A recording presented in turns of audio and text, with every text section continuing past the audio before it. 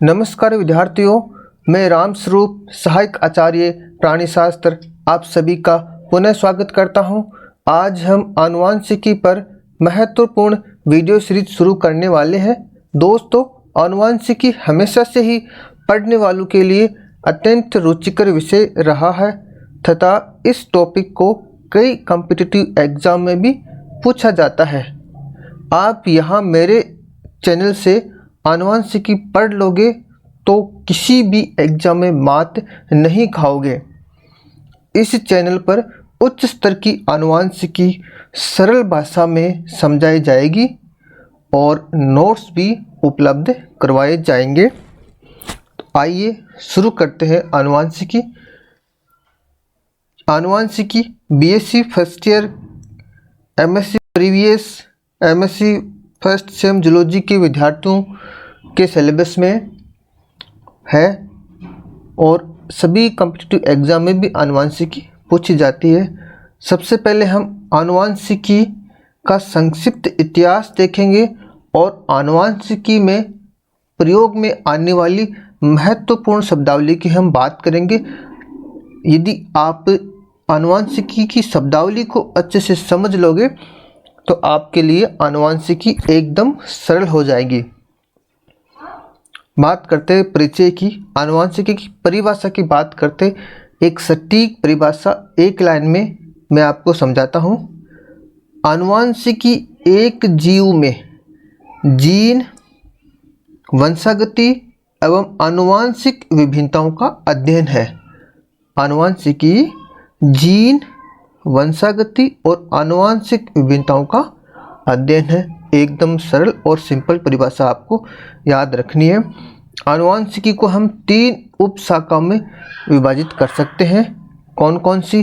पहले हम बात कर रहे हैं ट्रांसमिशन जेनेटिक्स या क्लासिकल जेनेटिक्स, मूलभूत आनुवंशिकी जिसको हम कह सकते हैं। ये क्या होती है? इसके अंदर वंशागति के मूलभूत सिद्धांत जैसे मेंडल के नियम है, गुणसूत्रों व वंशागति के बीच संबंध, गुणसूत्रों पर जीनों का क्रम, जीन मैपिंग आदि का अध्ययन किया जाता है।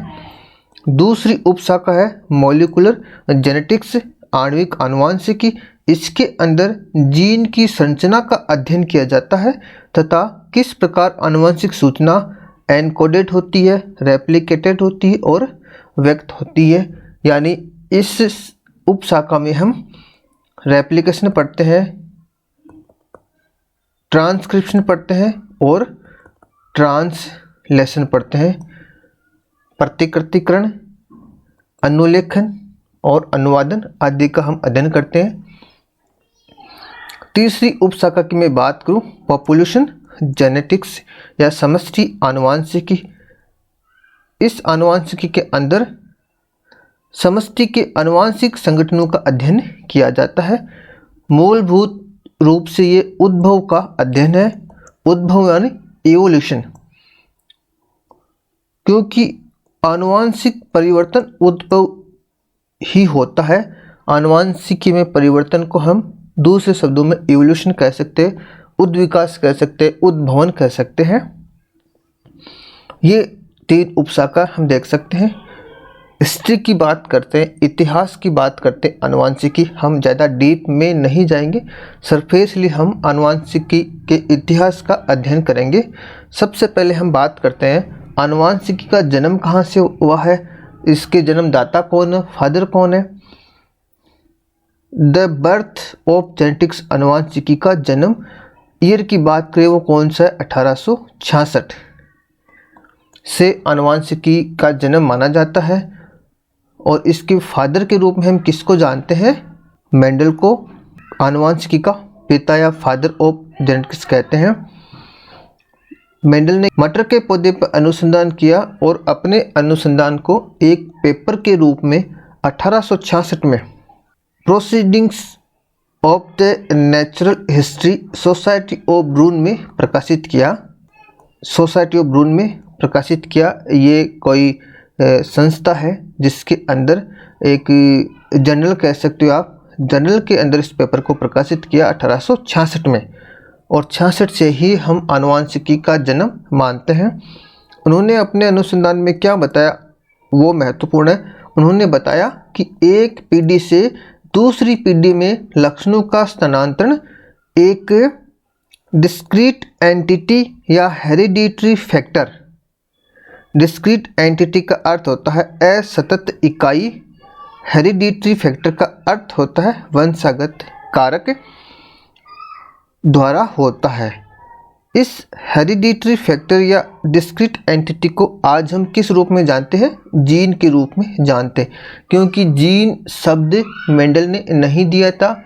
मेंडल ने अपने पेपर में कहीं पर भी जीन शब्द या आनुवांशिकी शब्द का प्रयोग नहीं किया। उन्होंने इन लक्षणों को क्या कहा, किनके माध्यम से ये लक्षण ट्रांसफर होते हैं? जीन के माध्यम से। और जीन को उन्होंने क्या कहा? वंशागत कारक या असतत इकाई। कारक की हम बात करें, मेंडल के अनुसार वो 2 एलील से बने होते हैं। किससे बने होते हैं? 2 एलील से, जो समयुग्मजी और विषमयुग्मजी अवस्था में प्रभावी व अप्रभावी लक्षणों के लिए जिम्मेदार होते हैं, जो समयुग्मजी अवस्था में पाए जा सकते हैं और विषम युग्मजी अवस्था में पाए जा सकते हैं। मेंडल ने आनुवांशिकी के 3 नियमों का प्रतिपादन किया, जिन्हें आज हम मेंडल के नियमों से जानते हैं। वास्तव में मेंडल ने वो नियम नहीं दिए थे। आगे साइंटिस्टों ने मेंडल के प्रयोग के आधार पर मेंडल ने जो हाइपोथेसिस दी, जो निष्कर्ष निकाले, उसी को आगे चलकर मेंडल के नियमों का रूप दे दिया गया। अब आगे की बात करते हैं। वास्तव में मेंडल ने जो पेपर पब्लिश किया था उसके ऊपर किसी का ध्यान नहीं गया। किसी भी साइंटिस्ट ने, किसी भी वैज्ञानिक ने मेंडल के पेपर पर गौर नहीं किया, उनको महत्ता नहीं मिली। 1884 में मेंडल की मृत्यु हो गई। तब तक भी कोई विचार नहीं उनके पेपर के बारे में, किसी ने भी उनको महत्ता नहीं दी। इरविन चारगाफ एक साइंटिस्ट हुए थे। उन्होंने मेंडल के लिए कुछ लिखा था। कुछ लोग गायब होने वाली टोपी के रूप में जन्म लेते हैं। मेंडल भी उनमें से एक था, यानी जीवित रहते हुए मेंडल को अपने कार्यों की पहचान नहीं मिली थी। लेकिन सन 1900 में उसने पेपर मेंडल ने पब्लिश किया था 1866, यानी पेपर पब्लिश करने के 34 वर्षों बाद, या उनकी मृत्यु हुई थी 1884 में। उसके 16 वर्षों बाद 3 पादप वैज्ञानिक ने अलग अलग प्रकार से मेंडल के प्रयोगों को वापस दोहराया और मेंडल ने जो फिनोटाइप प्राप्त किया 3:1 का, वो पुनः प्राप्त किया और उनके शोध पत्रों को और मेंडल के कार्य को उन्होंने अपने शोध पत्रों में साइटेड किया। अर्थात इन 3 पादप वैज्ञानिकों ने पुनः खोज की 1900 में। कौन कौन से वो 3 वैज्ञानिक थे? हुगो डी व्रीज जो नीदरलैंड या हॉलैंड के थे, कार्ल कोरेंस जो जर्मनी के थे, एरिक वॉन शेरमैक जो ऑस्ट्रिया के थे।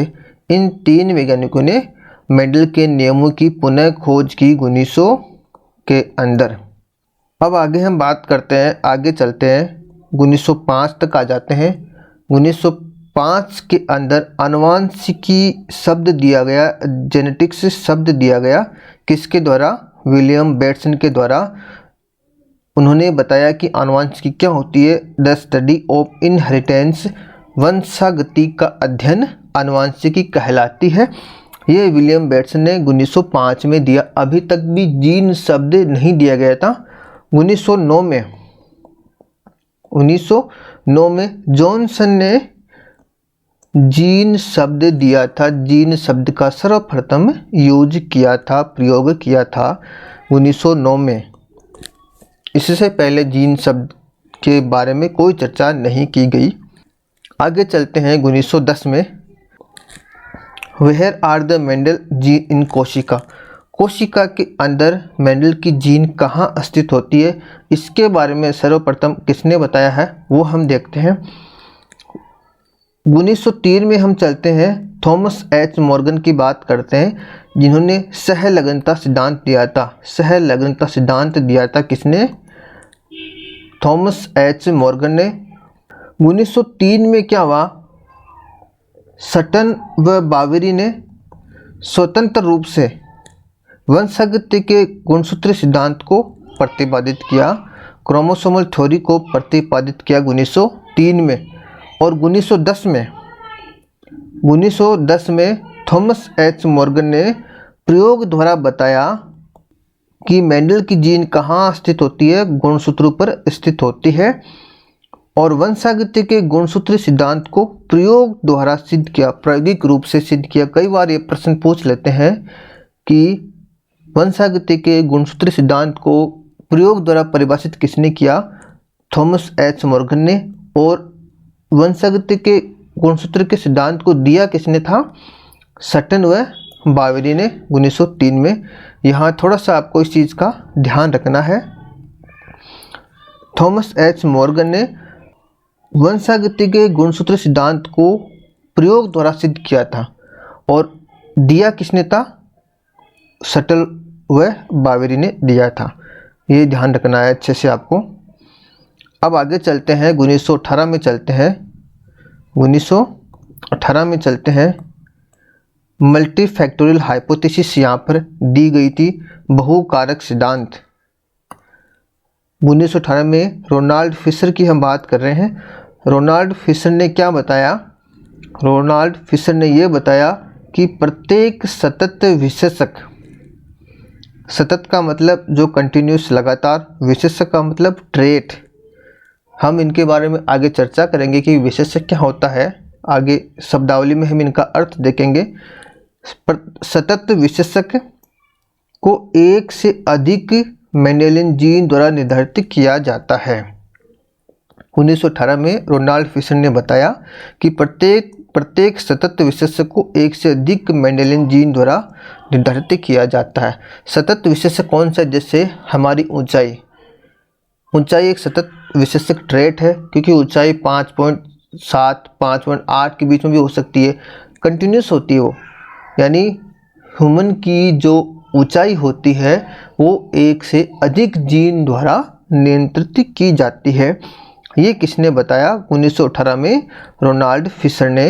1918 के बाद में आगे चलते हैं, 1941 में one gene one enzyme hypothesis दी गई थी। किसके द्वारा? एडवर्ड टोटम व बिडल के द्वारा।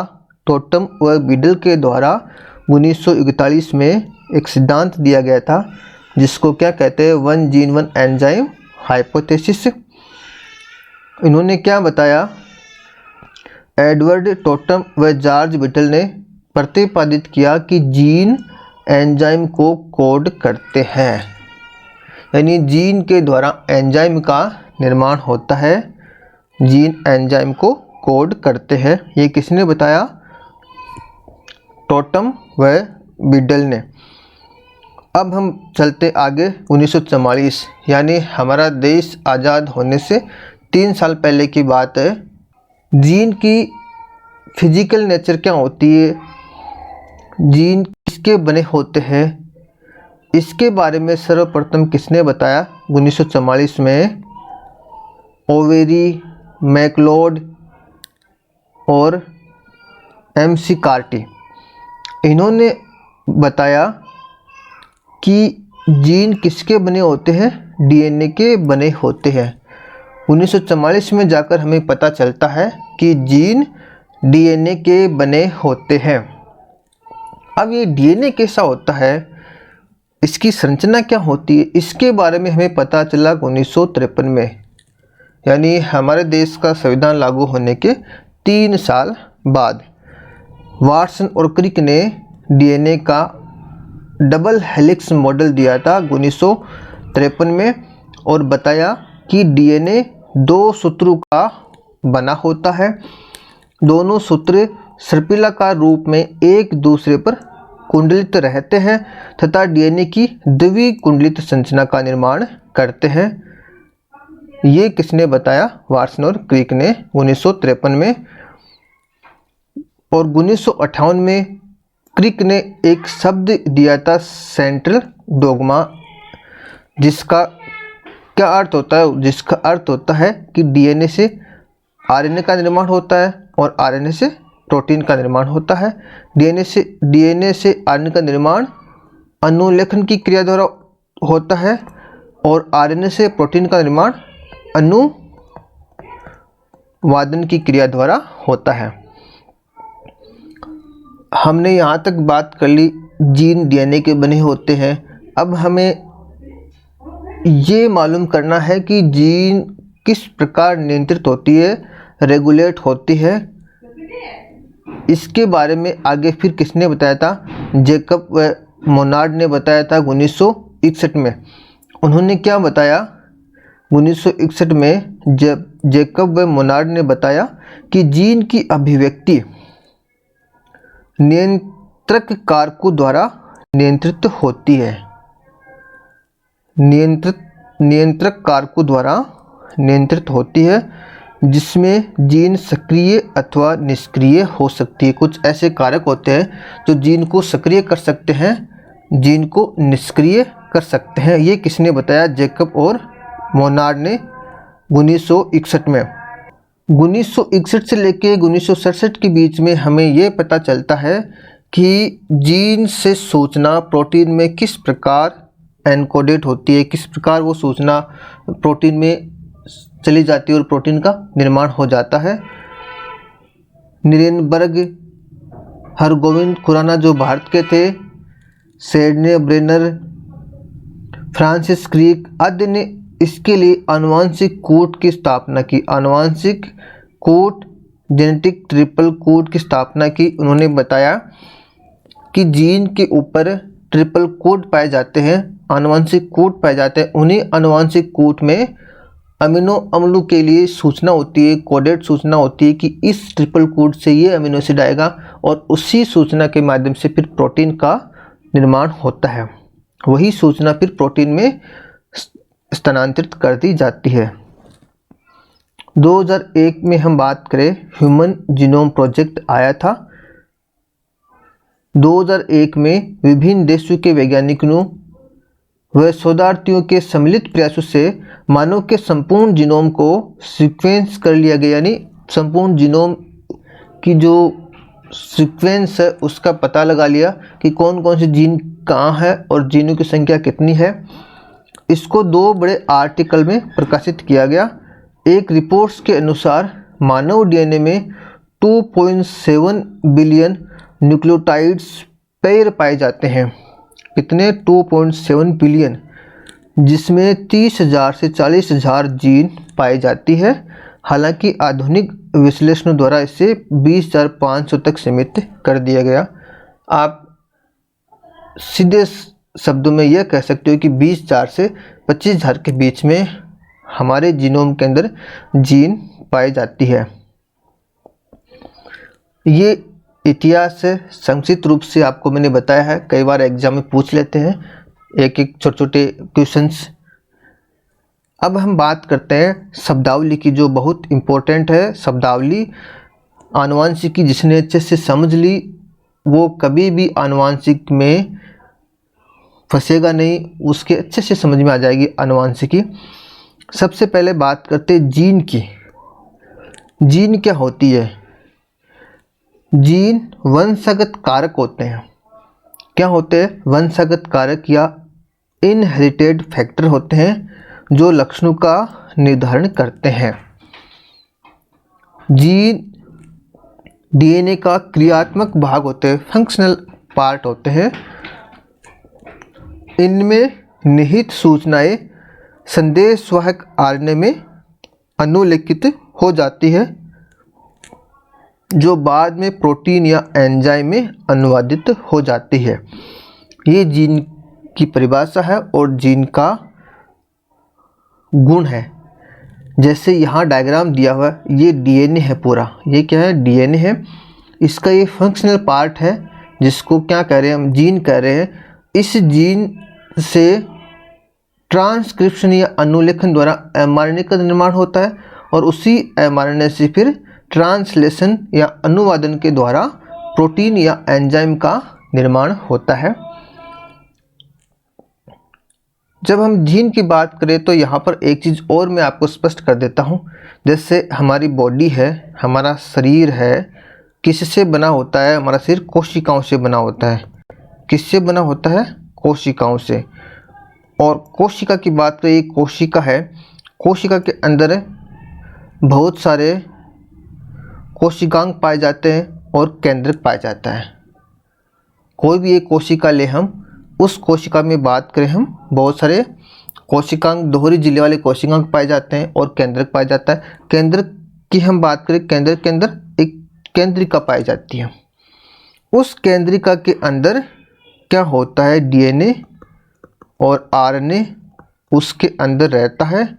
डीएनए आनुवांशिक पदार्थ के रूप में रहता है केंद्रिका के अंदर, और उसी डीएनए का ये हम बात कर रहे हैं। और वो डीएनए किस रूप में होता है? गुणसूत्र के रूप में होता है।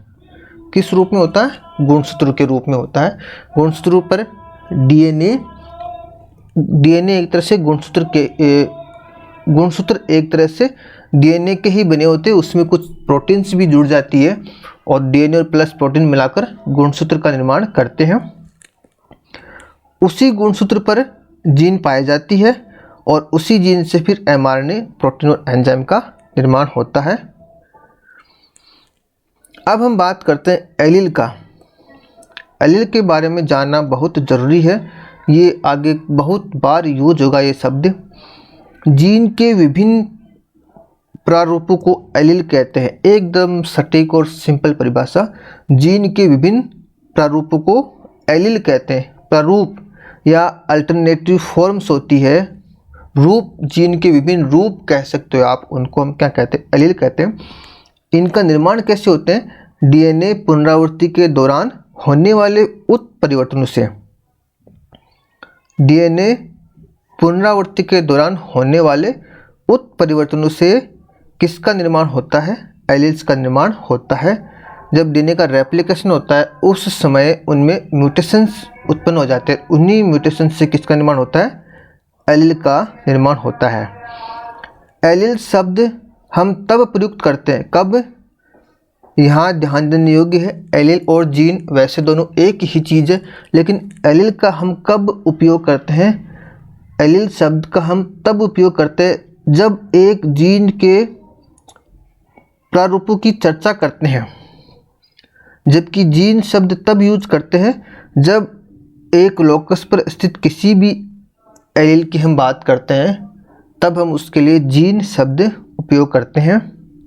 जब दोनों एलील की बात करते हैं, जीन के कंपैरिजन की बात करते हैं, तब हम एलील शब्द उपयोग करते हैं। कायिक कोशिकाओं में मुख्यतया जीन दो प्रारूपों में पाई जाती है और युग्मक में जीन एक प्रारूप में पाई जाती है। जो सोमेटिक सेल्स होती है, कायिक कोशिकाएं, उसमें मुख्यतः जीन के दो प्रारूप होते हैं। वो कौन कौन से होते हैं आगे हम बात करेंगे। और युग्मक में एक प्रारूप होता है जीन का। दूसरे शब्दों में हम ये कह सकते हैं कि एक अगुणित कोशिका, युग्मक क्या होती है? हैप्लोइड कोशिका होती है, अगुणित कोशिका होती है, और कायिक कोशिका 2n होती है, द्विगुणित कोशिका होती है। दूसरे शब्दों में एक अगुणित कोशिका में प्रत्येक जीन की एक ही कॉपी होती है, जबकि यानी प्रत्येक जीन एक संख्या में होता है, जबकि एक द्विगुणित कोशिका में प्रत्येक जीन की दो कॉपी होती है, जोड़े में पाए जाते हैं। जैसे हम क्या कहते हैं? 23 जोड़े गुणसूत्र। हमारे अंदर कायिक कोशिका के अंदर कितने गुणसूत्र पाए जाते हैं? 23 जोड़ी गुणसूत्र, यानी 46 गुणसूत्र पाए जाते हैं। यानी एक गुणसूत्र की दो कॉपी होती है। जब एक गुणसूत्र की दो कॉपी है तो उन गुणसूत्रों पर पाए जाने वाले जीन की भी कितनी कॉपी हो गई? दो कॉपी हो गई, सिंपल। जीन के अगुणित सेट को n से लिखते हैं और द्विगुणित सेट को 2n से लिखते हैं। जीनों के अगुणित सेट को एन से लिखते हैं, जिसे गुणसूत्रों के अगुणित सेट के संदर्भ में जीनोम भी कहते हैं। जब हम जीनोम की बात करते हैं तब हम किसकी बात करते हैं? अगुणित सेट की, एन की बात करते हैं। जैसे यहाँ डायग्राम से हम समझते हैं, यहाँ पर दो कोशिकाएं दिखाई गई, एक कोशिका ये है, दूसरी कोशिका ये है। पहली कोशिका वो कैसी है? अगुणित कोशिका है। वो कैसी कोशिका है? अगुणित। दूसरी जो कोशिका वो कैसी? द्विगुणित। यह हमें कैसे पता चल रहा है? गुणसूत्र के हिसाब से। जैसे यहाँ 3 गुणसूत्र, ये अलग कलर का, ये अलग कलर का, ये अलग कलर का, यानी प्रत्येक गुणसूत्र सिर्फ एक संख्या में है, इसलिए इसको हम क्या कह रहे हैं? अगुणित। दूसरी जो कोशिका है उसको हम द्विगुणित क्यों कह रहे हैं? क्योंकि प्रत्येक गुणसूत्र की 2-2 कॉपी, यानी वो जोड़े में है, इसलिए हम उसको क्या कर रहे हैं? द्विगुणित कर रहे हैं। अब यहाँ पर कुछ कंसेप्ट आपको ध्यान रखनी है। इन गुणसूत्रों पर जो जीन पाई जाती है, जैसे जो द्विगुणित कोशिका, उसकी मैं बात करूँ पहले। द्विगुणित कोशिका पे ये जोड़ी में है, पहले वाला गुणसूत्र जोड़ी में है, इसके ऊपर इन गुणसूत्रों पर जो जीन पाई जा रही है, जैसे यहाँ पर एक कोई जीन पाई जा रही है ए गुणसूत्र पर, वो उसकी दूसरी कॉपी पर भी वो जीन वहाँ पाई जाएगी। कहने का तात्पर्य ये है कि वहाँ पर एक जीन के 2 एलील होंगे, एक जीन के 2 एलील होंगे, जबकि जो अगुणित कोशिका होती है उसके ऊपर एक जीन का सिर्फ एक एलील पाया जाता है, क्योंकि एक ही गुणसूत्र है, इसलिए हम उसको कहते हैं हैप्लॉइड कोशिका, अगुणित कोशिका, और जीनोम भी कह सकते हैं क्योंकि एन है। और द्विगुणित कोशिका पर प्रत्येक जीन की 2 कॉपी होती है, 2 एलील वहाँ पर पाए जाते हैं। और हम इसको समझते हैं इधर वाले डायग्राम से। यहाँ देखो, ये गुणसूत्र, 2 गुणसूत्र जो समान प्रकार के हैं, इसलिए हम इसको क्या कहते हैं? समजात गुणसूत्र, यानी जोड़े में पाए जा रहे हैं। समजात इसलिए कह रहे हैं क्योंकि ये जोड़े में है, और इनके ऊपर जो जीन पाई जाती है गुणसूत्र पर, दूसरे के ऊपर वही जीन उसी स्थान पर पाई जाती है। जैसे ये कोई ए जीन है, ये कोई ए जीन है ए गुणसूत्र पर, ये दूसरे गुणसूत्र पर भी उसी स्थान पर पाई जा रही है, जहाँ पर ये है उसी स्थान पर दूसरे गुणसूत्र पर उपस्थित है।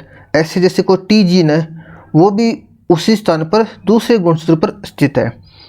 यहाँ पे हम इनको एलील कहते हैं। ये जो जीन है, जब हम गुणसूत्र के जोड़े की बात करते हैं, एक जीन के प्ररूप की बात करते हैं, तब हम उसको एलील कहते हैं। यानी ये एलील है, ये क्या? एलील। ये भी क्या है? एलील। दोनों एलील है। ये दोनों एलील, ये स्मॉल ए है, ये स्मॉल ए है, नहीं, दोनों एलील समान प्रकार के हैं। स्मॉल ए तब यूज करते हैं जब वो अप्रभावी होता है, और कैपिटल तब उपयोग करते हैं जब वो प्रभावी होता है। जैसे दूसरा वाला यहाँ देखो, टी है, कैपिटल टी इधर है, इधर स्मॉल टी है। कैपिटल टी ये भी एलील है, और स्मॉल टी ये भी एलील है। यहाँ पर ये कैपिटल टी के साथ स्मॉल टी आ रहा है, तब ये कौन सी अवस्था होती है? विषम युग्मजीय अवस्था होती है। और जब दोनों स्मॉल स्मॉल होते हैं तब वो सम युग्मजीय अवस्था होती है। इसकी भी हम आगे बात करते हैं। सम युग्मजीय यानी होमोजाइगस, और विषम युग्मजीय यानी हेटेरोजाइगस। अगले शब्दावली की बात करते हैं, लक्षण और विशेषक।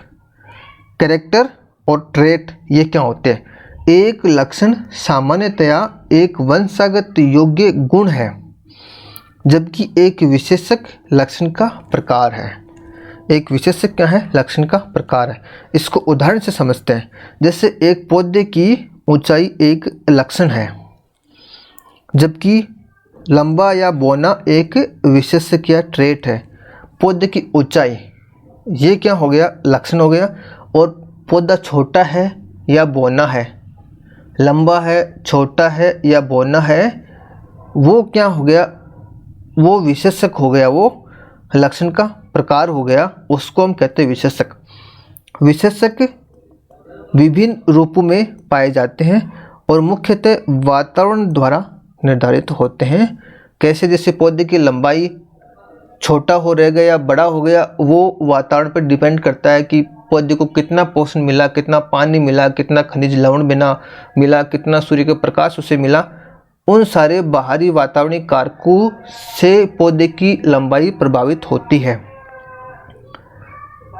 अब हम बात करते हैं जीनी प्ररूप और दृश्य प्ररूप। जीनोटाइप और फिनोटाइप क्या होते हैं उसकी हम बात करते हैं। एक जीव में एलील के सेट को जीनोटाइप कहते हैं। एक जीव में एलील के जो सेट होते हैं वो जीनोटाइप कहलाते हैं। एक जीन की 2 कॉपी होती है उसको हम क्या कहते हैं, उसको भी हम जीनोटाइप कह सकते हैं। प्रत्येक जीन की 2-2 कॉपी होती है द्विगुणित कोशिका में, उसको हम क्या कहते हैं, जीनोटाइप कहते हैं। जो दिखने वाले लक्षण है, दृष्टिगोचर होने वाले जो लक्षण है उनको हम क्या कहते हैं, फिनोटाइप कहते हैं। और वे लक्षण शारीरिक भी हो सकते हैं, कार्य की भी हो सकते हैं, जैव रासायनिक भी हो सकते हैं, व्यवहारिक भी हो सकते हैं। जैसे गोल बीज, 50 केजी शरीर का वजन, सिकिल सेल एनीमिया, ये सारे क्या हैं, फिनोटाइप के रूप में आते हैं। एक जीव के फिनोटाइप को उसके जीनोटाइप व वातावरणीय कारक दोनों के द्वारा निर्धारित किया जा सकता है। ये भी आपको याद रखना है, जिसको एक हम उदाहरण से समझते हैं। एक कोई ओक का पौधा है, इसकी ऊंचाई एक फिनोटाइप है। पौधे की ऊंचाई ये क्या हो गया, फिनोटाइप हो गया, जो प्रभावी रूप से वातावरणीय कारकों जैसे पानी की उपलब्धता है, सूर्य की रोशनी है, पोषक तत्व आदि के द्वारा निर्धारित होता है। लेकिन पौधे का जीनोटाइप ओक के पौधे की ऊंचाई पर कुछ सीमाएं थोप देता है, जिसके कारण ये एक निश्चित ऊंचाई से किसी भी हालत में ज़्यादा नहीं बढ़ता है। जीनोटाइप जो उसका जीनोटाइप होगा वो पौधे को एक निश्चित ऊंचाई तक ही बढ़ने देगा। ऐसा नहीं कि आप पौधे को पानी देते रहो, उसको खनिज पोषण या उनको धूप प्रकाश खूब उपलब्ध कराते रहो और वो बहुत ज़्यादा लंबा हो जाएगा, नहीं। उसका जो जीनोटाइप है वो निर्धारित करता है कि इसकी अधिकतम ऊंचाई कितनी होगी, चाहे सूर्य की रोशनी, पानी या उर्वरक असीमित मात्रा में ही क्यों ना हो। ठीक है। एक जीनोटाइप के केवल एलील वंशागत होते हैं। एक फिनोटाइप जीव में अगली पीढ़ी में स्थानांतरित नहीं होता है। फिनोटाइप नहीं होता है, जैसे कोई पहलवान है तो उसका पुत्र जरूरी नहीं कि पहलवान ही पैदा हो, ये लक्षण है पहलवान, ऐसे आप इसको समझ सकते हो। अब बात करते हैं लोकस की। लोकस या जिसका बहुवचन है लोकाई। लोकस वो स्थान होता है जहाँ पर एलील पाए जाते हैं, जीन पाए जाते हैं। गुणसूत्र के ऊपर पाए जाने वाला एक विशिष्ट स्थान जो एलील द्वारा कवर्ड रहता है लोकस कहलाता है। इसे आप ऐसे याद रख सकते हो। अब बात करते हैं समयुग्मजी और विषम युग्मजी, होमोजाइगस और हेटेरोजाइगस। एक जीव में एक जीन के यदि 2 समान एलील पाए जाते हैं तब उस जीन के संदर्भ में उस जीव को समयुग्मजी कहेंगे। यहाँ पर ध्यान देने योग्य बात यह है कि एक जीव के अंदर एक गुणसूत्र पर असंख्य जीन पाई जा सकती है। एक गुणसूत्र पर कई प्रकार के जीन पाई जा सकती है। प्रत्येक जीन के लिए वो जीव समयुग्मजी भी हो सकता है, विषम युग्मजी भी हो सकता है। तो जब हम समयुग्मजी और विषम युग्मजी शब्द यूज करते हैं तो वो एक जीन के संदर्भ में यूज करते हैं, उस जीन के संदर्भ में वो जीव कैसा है। दूसरे शब्दों में हम ये कहें कि वह जीन समयुग्मजी अवस्था में है। जीन की हम बात करते हैं, समयुग्मजी है या विषम युग्मजी है। यदि किसी जीव में गुणसूत्रों पर एक जीन के 2 विभिन्न प्रकार के एलील समान लोकस पर उपस्थित हो तब उस जीन के लिए हम उस जीव को विषम युग्मजी कहेंगे। एक जीव में कुछ जीन समयुग्मजी अवस्था में हो सकती है, कुछ जीन विषम युग्मजी अवस्था में हो सकते हैं, कुछ समयुग्मजी और कुछ विषम युग्मजी अवस्था में हो सकती है। अन्य शब्दों में एक जीव कुछ लक्षणों के लिए होमोजाइगस समयुग्मजी और कुछ लक्षणों के लिए हेटेरोजाइगस हो सकता है। अब हम समयुग्मजी और विषमयुग्मजी की बात करते हैं कि होते क्या है वास्तव में, हम इनका कब उपयोग करते हैं। यहाँ दो डायग्राम आपके सामने है। ये एक मैंने गुणसूत्र लिया है, समजात गुणसूत्र लिए है, यानी ये दोनों गुणसूत्र समान है। इनके ऊपर पाए जाने वाली जीन समान प्रकार की है, इनकी ऊंचाई, आकार व आकृति समान होती है। उनको हम होमोजाइगस गुणसूत्र कहते हैं, समजात गुणसूत्र कहते हैं। यहाँ पर देखो 3 जीन मैंने यहाँ पर ली है, RAM। आर की समजात गुणसूत्र का मतलब है R की स्थिति यहाँ पर है, दूसरे गुणसूत्र पर भी उसी प्रकार उसी जगह पर होगी। कैपिटल R मैंने यहाँ पर लिया, इसका मतलब ये प्रभावी एलील है।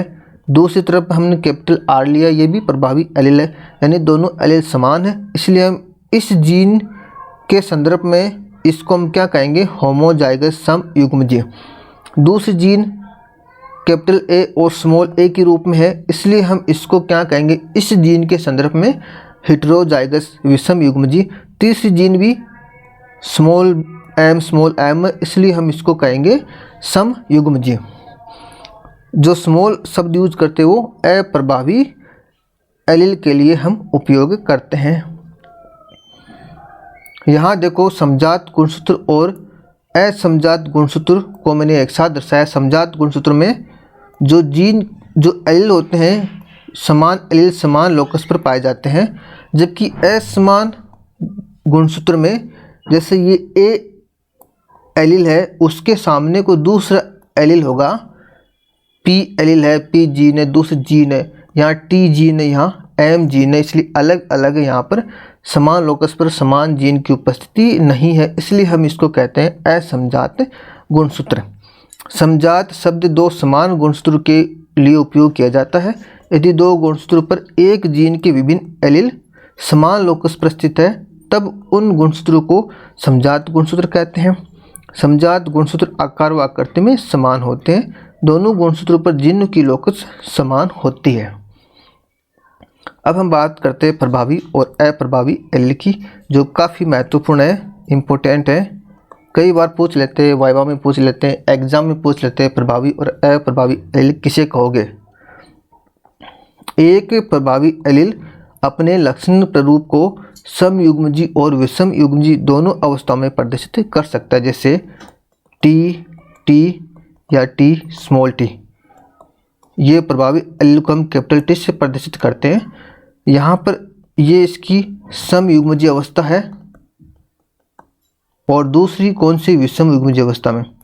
यहाँ वो दोनों अवस्थाओं में T लंबे पौधे के लिए यूज किया जाता है, लंबे पौधा लक्षण, और स्मॉल t बौना पौधा।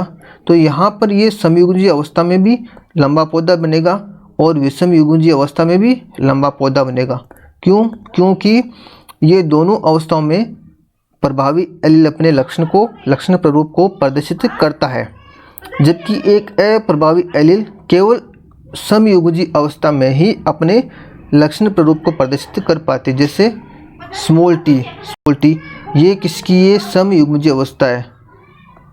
ये कौन सी अवस्था है, समयुग्मजी अवस्था है। कौन से एलील की, अप्रभावी एलील की। केवल ये इसी अवस्था में अपने लक्षण को, जो इसका लक्षण कौन सा है,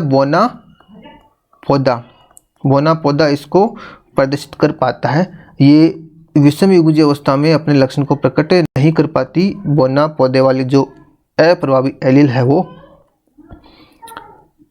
अर्थात विषमयुग्मजी अवस्था में जो एलील अपने लक्षण को प्रदर्शित करता है तथा दूसरे एलील के लक्षण को दबा देता है, प्रभावी एलील कहलाता है। प्रभावी एलील की परिभाषा हम कैसे देंगे, विषमयुग्मजी अवस्था में जो एलील अपने लक्षण को प्रदर्शित करता है तथा दूसरे एलील के लक्षण को दबा देता है, प्रभावी एलील कहलाता है। दूसरा वाला एलील अप्रभावी एलील कहलाता है। प्रभावी एलील को बड़े अक्षर से और अप्रभावी एलील को छोटे अक्षर से प्रदर्शित किया जाता है। ये शब्दावली आज का जो वीडियो है, इसमें हमने इतिहास और शब्दावली दोनों पढ़ी है। जो भी इसको अच्छे से समझ लेगा, याद कर लेगा, उसके आनुवांशिकी अच्छे से समझ में आ जाएगी और वो किसी भी स्तर पर, कोई सी भी एग्जाम में कभी भी आनुवांशिकी में नहीं अटकेगा। आज के लिए बस इतना ही विद्यार्थियों। उम्मीद है आपने वीडियो पूरा देखा होगा, अच्छे से देखा होगा, और यदि समझ में आया है तो अपने दोस्तों को भी ज़रूर शेयर कीजिएगा। धन्यवाद। थैंक्स।